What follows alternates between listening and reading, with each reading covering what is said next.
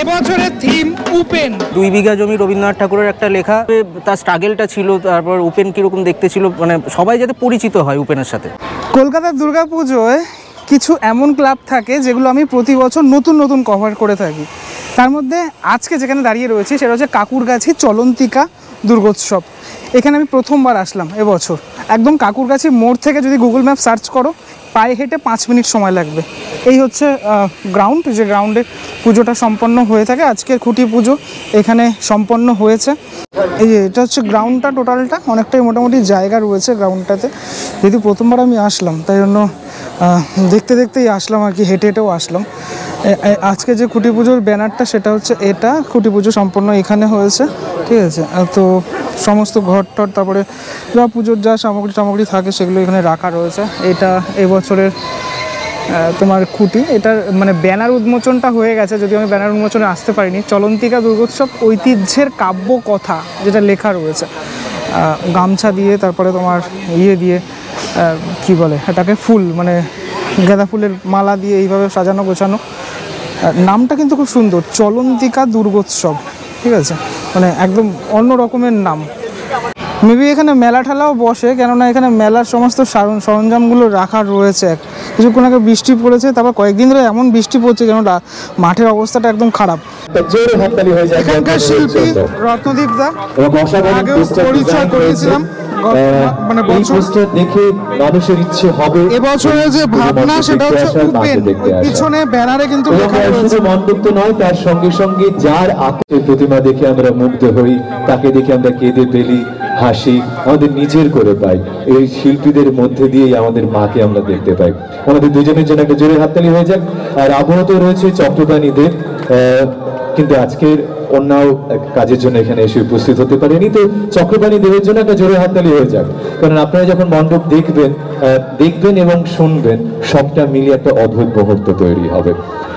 এছাড়া আমাদের মধ্যে আজকে এসে উপস্থিত অনেকেই হয়েছেন, আমি তাদের মধ্যে থেকে আমি কয়েকজনের রূপদান করবেন বিশিষ্ট শিল্পী শ্রী নবপাল।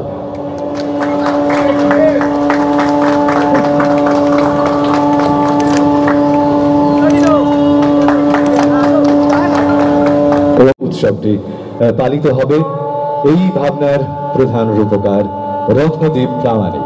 একটা জোরে হাততালি হয়ে যায়, কারণ একটা বিষয়কে, কারণ মণ্ডপ যখন তৈরি হয় সেটা টেকনিক্যাল একটা বিষয়। ভাবনাটা আমাদের মনের মধ্যে আমরা অনেক কিছু ভাবতে পারি, কিন্তু যখন সেটা রূপদান হয় তখন অনেক টেকনিক্যাল বিষয় সেখানে মাথায় রাখতে হয়, তার জায়গা, তার সমস্ত কিছু নিয়ে।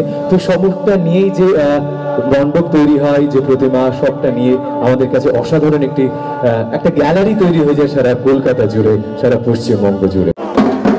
রাইট নাও এখানে এই ব্যানারটা, যে ব্যানারটা দেখতে পাচ্ছ, মানে যে ব্যানারটা উন্মোচন হবে, যদিও এটা জাস্ট উন্মোচনই করা, এর যে অফিসিয়াল উন্মোচন, সে অফিসিয়াল উন্মোচন অলরেডি হয়ে গেছে। ঢাকের বাদ্যি বাজছে, আর সাথে সাথে বৃষ্টির ওয়েদারের মধ্যেই আজকের যে খুঁটি পুজো সায়স সূচনা, সেই সূচনা প্রায় শেষ লগ্নে বলা যেতেই পারে।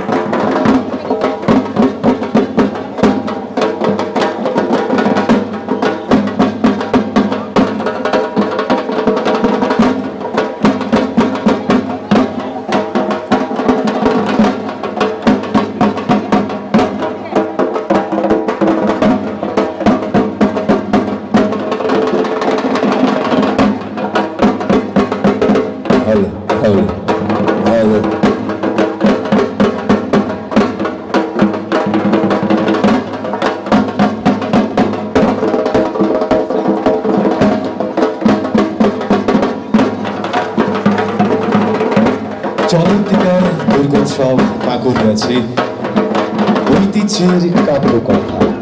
আমরা এই মুহূর্তে সেই ব্যানার উদ্বোধন করতে চলেছি।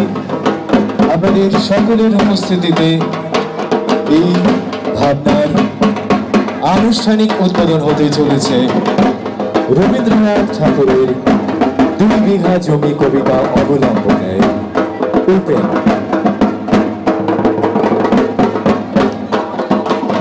মূল ভাবনা রত্নদীপ প্রামাণিক প্রতিমার রূপকার বিখ্যাত শিল্পী নবকাল কাকুরগাছি চলন্তিকা দুর্গোৎসবের এবছরের থিম উপেন।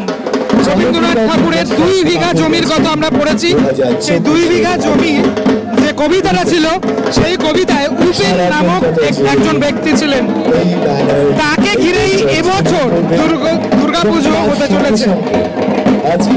সুন্দর পোস্টার, সুন্দর ব্যানার, উপেন এবছর আমরা দেখতে চলেছি কাকুরগাছি চলন্তিকা দুর্গোৎসবে। থেকে সোশ্যাল মিডিয়া মাধ্যমে